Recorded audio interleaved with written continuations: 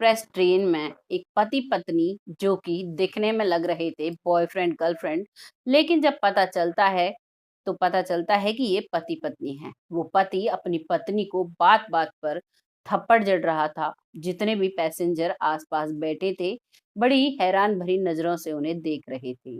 उसकी पत्नी, जिसका नाम था खुशी, जो कि आंसुओं से अपनी आंखों को भरे हुई थी, ना ही अपने आंसुओं को रोक पा रही थी और ना ही अपने पति का विरोध कर पा रही थी। जो पास में पैसेंजर बैठे थे वो विरोध कर रहे थे तो सोनू सबको धमका रहा था, सबको चुप कर रहा था। आइए जानते हैं ऐसा क्या था कि एक पति अपनी पत्नी पर इतना अत्याचार कर रहा था और पत्नी फिर भी पलटकर उफ तक नहीं कह रही थी। नमस्कार, मैं महक चौधरी आज आपके सामने ये जो कहानी लेकर आई हूँ, ये कहानी गोरखपुर से हमारे सामने आई है। गोरखपुर में एक लड़का जिसका नाम होता है सोनू, जो कि 12th पार पास कर चुका है और 12th पास करने के बाद अब उसी के साथ पढ़ने वाली एक लड़की जिसका नाम होता है खनीजा। और खनीजा जो होती है वो मुस्लिम समाज से होती है और जो लड़का है वो हिंदू समाज से है। और दोनों एक दूसरे से प्रेम करने लगते हैं। प्रेम इस हद तक करते हैं कि बिना माता पिता को बताए, बिना किसी को भी बताए वो गायब हो जाते हैं।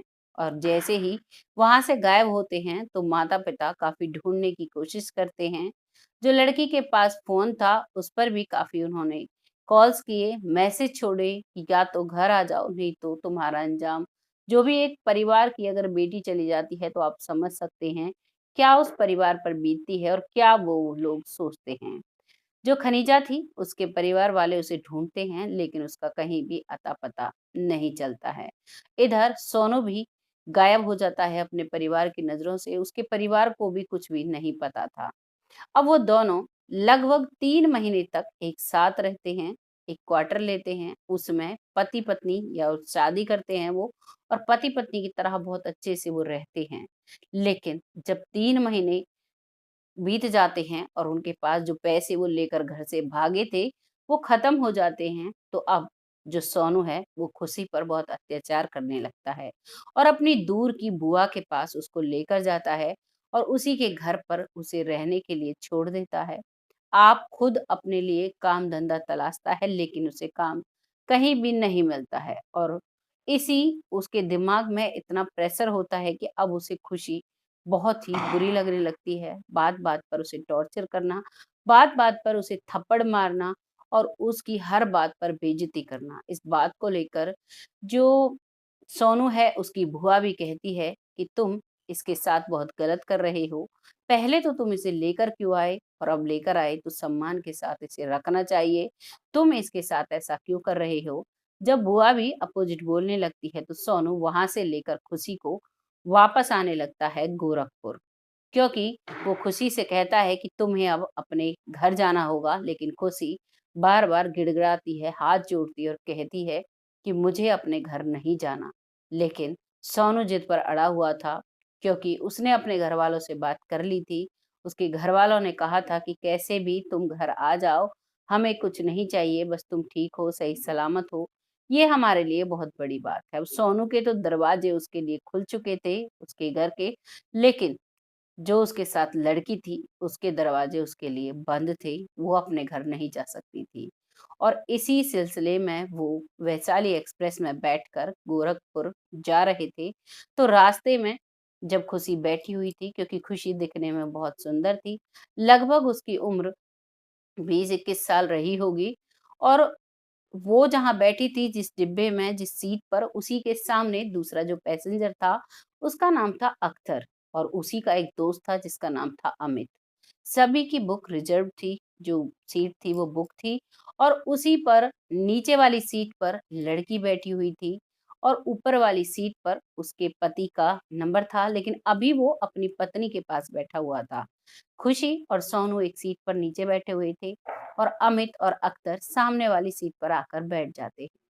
अब खुशी अख्तर को एक बार देख लेती है, इधर अख्तर भी उसे देखता है, तो इसी बात का सोनू को इतना बुरा लगता है कि वो खुशी से कहता है कि तुम अपनी नजरें नीची क्यों नहीं रखती और तुम इसकी तरफ क्यों देख रही हो? वो लड़की ने कुछ भी नहीं बोला, इतने में ही उसने एक थप्पड़ सबके सामने खुशी को जड़ दिया। खुशी कुछ नहीं बोलती है, चेहरे पर हाथ लगाए हुए, गर्दन नीचे करते हुए, आँखों से आँसू छलक रहे हैं और चुपचाप बैठी है। लेकिन उसके सामने बैठे 2 लोग थे, जिसमें अख्तर और अमित 2 लोग थे। वो कहते हैं कि तुम अपनी पत्नी को ऐसे क्यों पीट रहे हो? ये तुम्हारी क्या लगती है? दिखने में तो पत्नी ही लग रही है। तभी सोनू कहता है कि हाँ, मेरी पत्नी है और तुम्हें बीच में बोलने का अधिकार किसने दिया? इस बात पर अख्तर कहता है, वो सब ठीक है, लेकिन इंसानियत नाम की भी कोई चीज़ होती है। तुम ऐसे सबके सामने इसे ऐसे पीट रहे हो और वो चुप है। तभी सोनू कहता है कि जब मेरी पत्नी को मुझे कोई आपत्ति नहीं है मुझसे, तो फिर तुम क्यों बीच में पंचायती लगा रहे हो? तुम चुप कर बैठो और चाहे मैं इसे मारूँ या पीटूँ, इससे तुम्हें कोई मतलब नहीं। अब यहाँ पर अख्तर और जो दूसरा अमित है, वो चुप हो जाते हैं, लेकिन उसी की तरफ देखे जा रहे थे। और अब सोनू से ये बात बर्दाश्त नहीं होती है। वो बार-बार अपनी पत्नी को डाँटता है और उससे सब तरह की बातें कहता है। और आधा सफ़र ऐसे ही बीत जाता है। अब रात के करीबन 11 बज जाते हैं और सोनू कहता है कि मैं ऊपर वाली सीट पर सोने के लिए जा रहा हूँ, तुम यहाँ पर सो जाओ और ज़्यादा किसी से बात करने की ज़रूरत नहीं है, नहीं तो फिर मुझसे बुरा कोई नहीं होगा। अब जो खुशी है, वो लेट जाती है, कंबल ओढ़ लेती है। सामने वाली सीट पर अख्तर लेटा हुआ था, वो भी अपना कंबल ओढ़ लेता है और ऊपर वाली सीट पर सोनू और अमित लोटे हुए थे आमने-सामने और नीचे वो दोनों थे। काफ़ी समय बीतता है, करीबन 12:30 बजते हैं, तो सोनू गहरी नींद में सो चुका था, लेकिन नीचे अख्तर की आँखें नहीं लगी थी और इधर खुशी जो थी, वो भी चुपचाप लेटी हुई थी। तभी सामने से अख्तर कहता है, "खुशी, क्या तुम मुझे सुन रही हो?" खुशी कुछ भी नहीं कहती है, बस उसकी तरफ देखती रहती है और जब उसकी तरफ देखती है, तो सामने से अख्तर कहता है, अस्सलाम वालेकुम, तो खुशी कहती है, वालेकुम सलाम। जब सामने से ये बातें दोनों की होती हैं, इधर ऊपर अमित भी जगा हुआ था, तभी अमित नीचे उतरता है और अपने दोस्त अख्तर को बुला कर ले जाता है। दोनों बाथरूम जाते हैं और बाथरूम के पास खिड़की के पास खड़े होकर बातें करते हैं। तभी अमित कहता है कि यार, इतना झमेला हो गया, क्या तुम्हें इससे तसल्ली नहीं है? तुम इस लड़की से क्यों बातें कर रहे हो? तभी अख्तर कहता है कि यार, ये लड़की नाम से हिंदू है, लेकिन ये हमारे धर्म की लग रही है। तभी अमित कहता है कि तुम्हें कैसे पता? वो सोनू की पत्नी है, उसका नाम खुशी है। तुम कैसे कह सकते हो कि वो एक मुस्लिम परिवार से बिलॉन्ग करती है? तभी अख्तर कहता है कि उसका जो तौर-तरीका था, वो सभी मुस्लिम परिवार की तरह था। मैं उसे पहचान चुका हूँ और जब मैंने उससे अस्सलाम वालेकुम कहा, तो उसने मुझे वालेकुम सलाम कहा, तो वो एक मुस्लिम लड़की है। और ये क्या है, समझ नहीं आ रहा, मुझे इससे बात करनी होगी। अमित समझाता है, लेकिन अख्तर कहता है कि बस तुम ध्यान रखना और बस मुझे थोड़ा-सा समय दो। ये बातें कर जाते हैं, फिर से अपनी-अपनी सीट पर वो दोनों लेट जाते हैं और अब अख्तर फिर से खुशी की तरफ देखता है। खुशी जगी हुई थी, उसी की तरफ देख रही थी। तभी दोनों के इशारे होते हैं और अख्तर उसे इशारा करता है बाथरूम की तरफ ले जाने के लिए और अब वो दोनों उठते हैं। पहले तो अख्तर चला जाता है, पीछे-पीछे खुशी जाती है और बाथरूम के पास खिड़की के पास खड़े होकर दोनों एक-दूसरे से बातें करने लगते हैं। अख्तर कहता है कि तुम मुझे मुस्लिम परिवार से लग रही हो, तुम इसके साथ क्या कर रही हो? तो खुशी की आँखों से आँसू छलकने लगते हैं और कहती है कि मुझसे जीवन की बहुत बड़ी भूल हो गई। मैं एक मुस्लिम परिवार से हूँ, मैंने इससे प्यार किया था। 12वीं क्लास से ही मैं इससे प्यार करने लगी और इसके साथ मैंने भागकर शादी कर ली, लेकिन अब ये मुझे अपने पास नहीं रखना चाहता। ये मुझ पर बार-बार प्रेशर बनाता है कि तुम अपने माता-पिता के पास जाओ, लेकिन मैं अपने माता-पिता को छोड़ चुकी हूँ। मेरे भाई मुझे धमकी देते हैं कि अगर तुम मुझे मिली, तो फिर हमसे बुरा कोई नहीं होगा, तुम्हारा अंजाम बुरा होगा।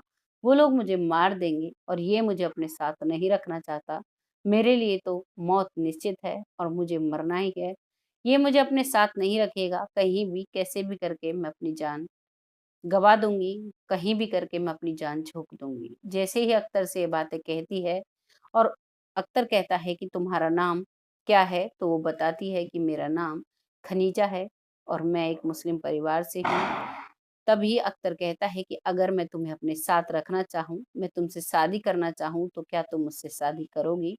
तो खनीजा कहती है, क्या तुम मुझसे शादी करोगे? और करोगे भी तो क्यों करोगे? तुम मेरी सारी हिस्ट्री जानते हो। मैं एक लड़के के साथ भागी हूँ और मैं अपने माता-पिता के साथ भी मैंने बेवफ़ाई की है। तुम मुझे किस विश्वास से अपने साथ रखोगे? तभी अख्तर कहता है कि जब इंसान एक बार गलती करके पश्चाताप करता है, तो उसका जो गलती है वो ख़त्म हो जाती है और तुम्हें अपनी गलती का एहसास हो चुका है। अगर तुम कहो तो मैं अपने माता-पिता से बात कर कर तुमसे शादी कर सकता हूँ। तो इस बात पर खदीजा कहती है कि ठीक है, मैं तैयार हूँ और अब वो वहाँ से दोनों चले जाते हैं। अपने डिब्बे में जाते हैं और वहीं अपनी-अपनी सीट पर लेट जाते हैं। सुबह हो जाती है, सुबह होने के बाद सोनू ऊपर से नीचे उतरता है और कहता है, चलो उतरो, तुम्हारे घर छोड़ देता हूँ। इस बात पर खनीजा कहती है कि मुझे तुम्हारे साथ नहीं चलना। जब वो मना करती है, वो उसे खींचता है, तो दोनों में बहस होती है। वो चाहता है कि ये चले मेरे साथ, इसे इसके घर छोड़ूँ, लेकिन खनीजा चाहती है कि मैं अख्तर के साथ जाऊँ। तभी अख्तर बोलता है और कहता है कि तुम इसे ऐसे नहीं ले जा सकते, जब उसकी मर्ज़ी नहीं है, तो तुम उस पर अपना अधिकार नहीं जमा सकते। इस बात पर सोनू भड़कता है और कहता है कि तुम कौन होते हो हम पति-पत्नी के बीच में आने वाले? तभी अख्तर कहता है कि मैं जो भी हूँ, लेकिन मैं आज से इसका बॉयफ्रेंड हूँ और मैं ही इससे शादी करूँगा। तुमने तो शादी के बंधन को नहीं निभाया और अब मैं और ये निकाह करेंगे। मुझे तुम्हारी सारी हकीकत पता चल चुकी है। अगर अपनी खैरियत चाहते हो, तो यहीं से तुम चुपचाप निकल जाओ, नहीं तो मैं पुलिस को बुला लूँगा। और क्योंकि तुम इस लड़की के साथ बहुत गलत कर रहे हो, इसे टॉर्चर कर रहे हो, इस इल्ज़ाम में तुम्हें जेल भी जाना पड़ सकता है। इन बातों से सोनू को डर लगता है और वो वहाँ से चुपचाप निकल जाता है और अब खनीजा को वो अपने साथ लेकर जाता है अख्तर, अपने घरवालों को सारी सच्चाई बताता है। घरवाले भी मान जाते हैं और खनीजा के साथ वो करीबन 2 महीने के अंदर में शादी कर लेता है। शादी के बंधन में दोनों बंध चुके हैं और बहुत ही प्यार से दोनों रहते हैं। ये थी कहानी एक लड़की की जो कि 19 साल की घर से भागी थी और भागने के बाद उसके जीवन का क्या हाल हुआ, आप समझ सकते हो। इस कहानी को लाने का बस यही एक उद्देश्य था कि आप लोग इससे जानकारी लें। आप लोग समझें कि जो ये अगर यंग एज के बच्चे देख रहे हैं कि अगर वो अपने माता-पिता के खिलाफ जाते हैं, अपनी मर्ज़ी से कुछ फैसले लेते हैं, तो उन्हें कैसा इल्ज़ाम भुगतना पड़ सकता है। वीडियो में अगर ज़रा भी आपको जानकारी लगी है तो इसको एक शेयर और एक लाइक दीजिएगा। बहुत जल्द फिर से ऐसी ही कहानी के साथ आती हूँ। अगर कोई व्यूअर नया है तो मेरे चैनल को सब्सक्राइब ज़रूर करें और फेसबुक पेज को फॉलो ज़रूर करें। तब तक के लिए जय हिंद, जय भारत।